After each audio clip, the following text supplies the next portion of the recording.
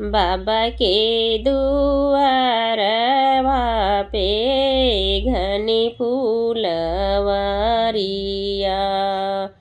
फूलवा फूलाई कचनार जी। बाबा के दुआर पे घनी बसवरिया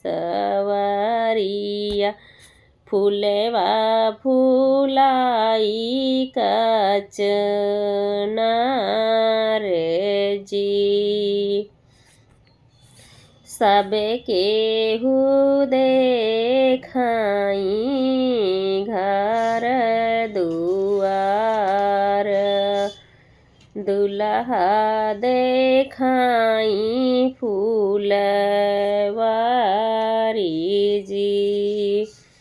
सबके हु देखाथे घर से दुआरवा दुल्हा ज देखाई फूलवार जी। गुड़हल के फूलवा पे दुल्हा लुभाने मनवा में करले विचार जी।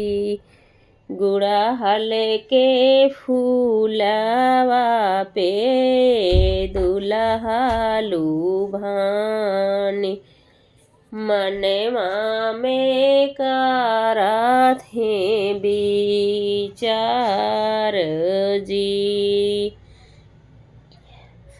हंसी हंसी बोलाथे दुल्हे कमने राम सुन ससुर आराज हमार जी। हंसी हंसी के बोलाथे दुल्हे सुमित राम सुन ससुर आराज हमार जी।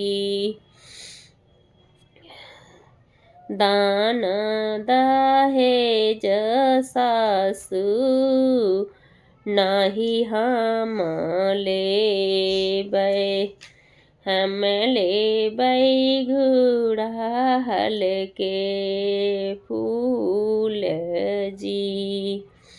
दान दहेज बाबा नाही हम लेबै हम लेबै गुड़हल के फूल जी। अपने महलिया से बोले हैं ससुर बाबा सुन दुल्हे आराज हमार जी। अपने महलिया से बोले हैं कमाने बाबा सुन दुल्हे आराज हमार जी। दान हम देबै दहेज हम देबै नाही देबै गुड़हल के फूल जी। दान हम देबै दहेज हम देबै नाही देबै गुड़हल के फूल जी।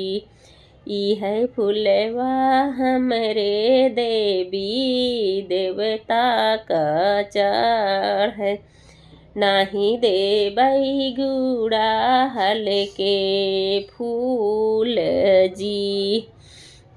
इतनी बचन सुनी दुल्हे सुमित राम उठ के कर